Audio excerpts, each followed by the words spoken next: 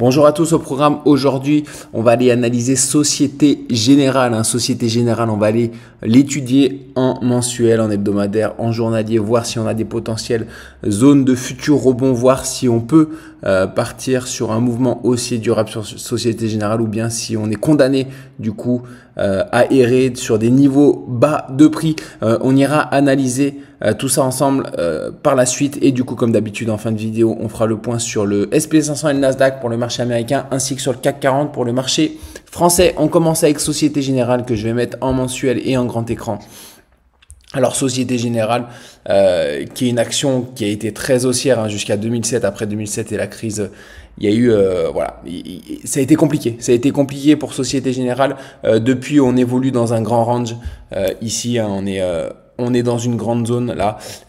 Bon, on peut également voir une potentielle épaule, tête, épaule, sauf que si on la casse par le bas, cette épaule, tête, épaule, Société Générale disparaît probablement parce que les objectifs sont en dessous de zéro. Donc, c'est pas forcément une figure à considérer d'après moi.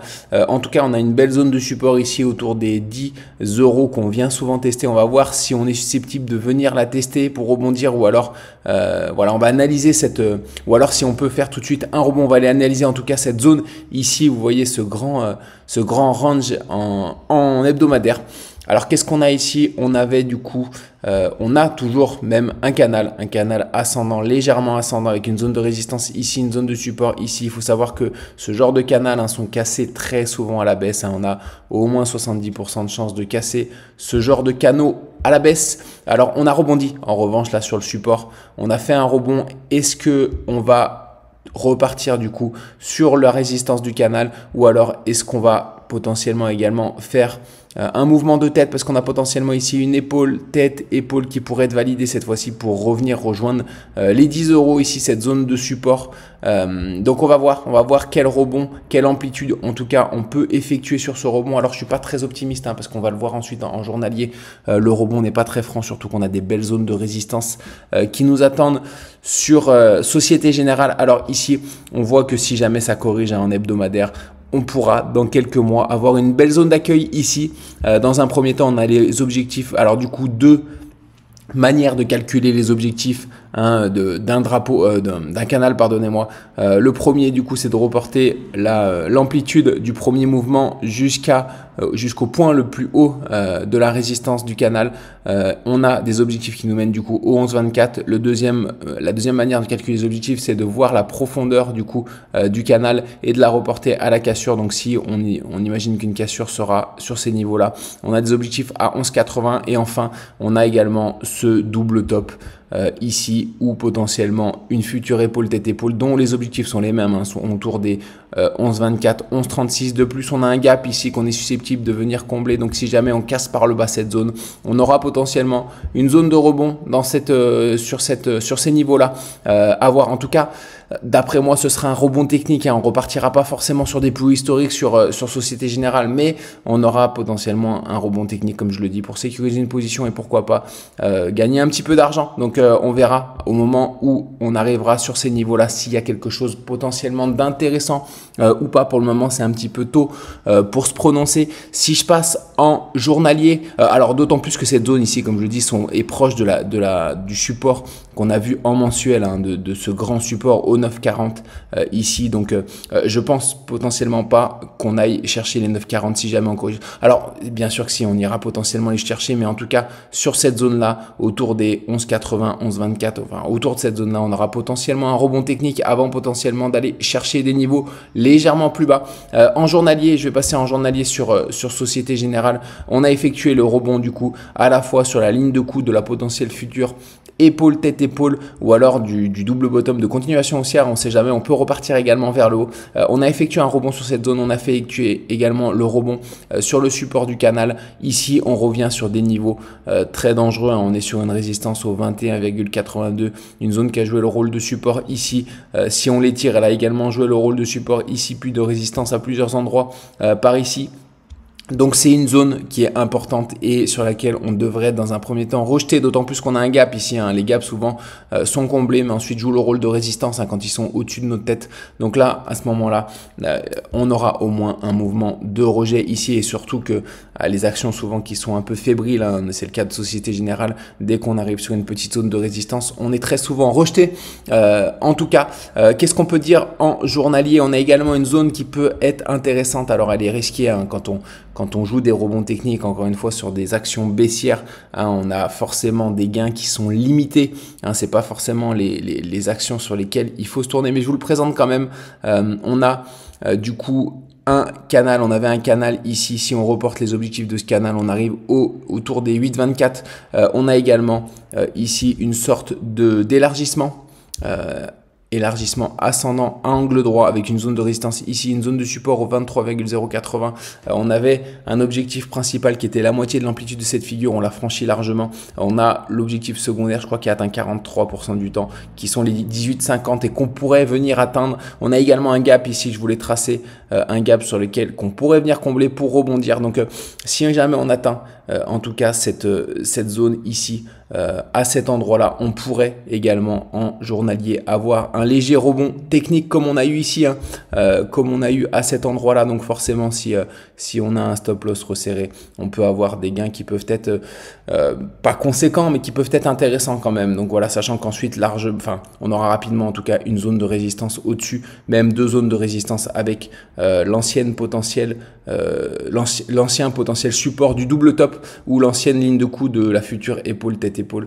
Voilà, on verra. Donc pour le moment, en tout cas, une zone potentiellement de rebond ici, mais encore une fois, Société Générale. Alors je vous la présente pour faire le point, mais c'est pas forcément les actions qu'il faut privilégier hein, pour entrer en position. On tente plutôt de rentrer en position sur des actions qui sont sur des tendances un peu plus haussières. C'est pas pour ça que Société Générale ne sortira jamais la tête de l'eau. Hein. C'est une possibilité, hein, il faut rien écarter.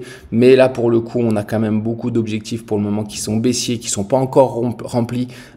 Voilà, et du coup, qu'on devrait potentiellement remplir dans les prochaines semaines, dans les prochains mois. C'est à ce moment-là qu'il faudra potentiellement surveiller les potentiels rebonds techniques. Voilà ce qu'on pouvait dire sur Société Générale. Du coup, je vais passer sur le SP500. Le SP500 que je vais mettre en journalier en grand écran.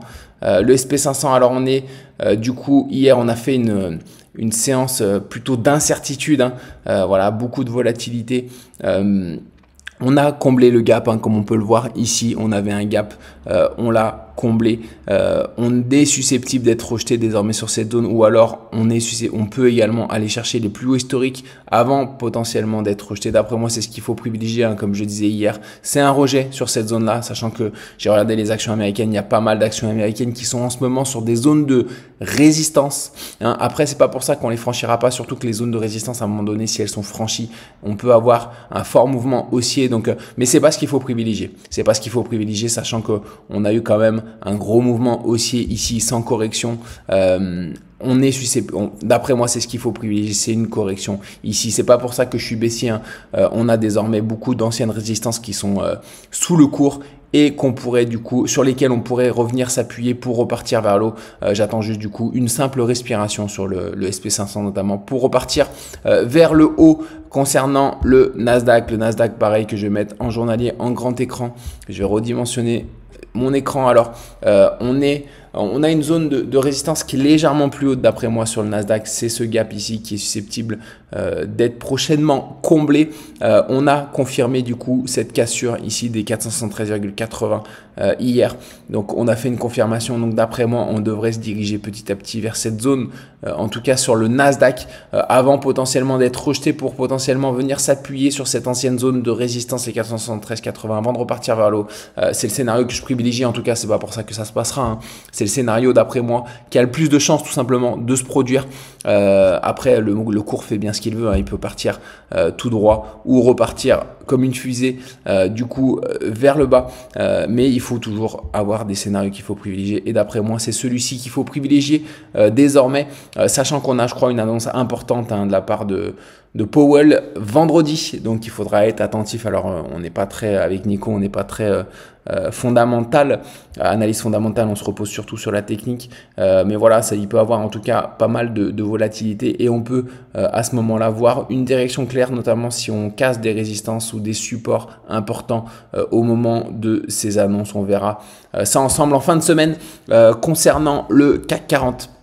Alors le CAC 40 qui est, je vais mettre pareil en journalier et en grand écran, le CAC 40, on a confirmé du coup la réintégration des 23 245, on est désormais en direction d'après moi des 24 000, là je suis sur le CAC 40 avec dividende réinvesti, le PX1GR c'est l'ETF, alors ici on est susceptible de revenir sur cette zone là, une fois qu'on sera dans cette zone là, d'après moi ce qu'il faut privilégier également c'est une correction avant potentiellement de repartir vers l'eau, en tout cas les 24 000 seront vraiment une zone de résistance très importante sur le CAC 40 ici. Si on franchit cette zone, on partira potentiellement sur un nouveau mouvement haussier, en tout cas durable sur le CAC 40. C'est ce qu'il faut attendre pour les haussiers sur le CAC 40. C'est ce qu'il faut surveiller, en tout cas cette zone des 24 000.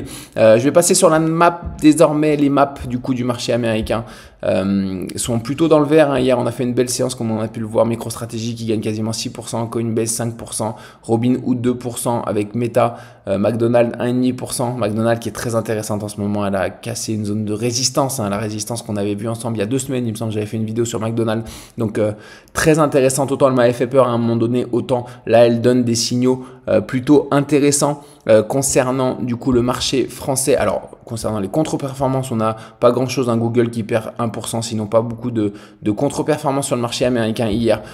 Concernant le CAC 40, qui a ouvert ce matin plutôt dans le vert avec seulement Rémi Cointreau qui perd 0,69, Total Energy 0,5. Sinon au niveau des performances, on a Alstom qui fait 1% déjà, Hermès 0,68, Société Générale 0,66, Vinci 0,62.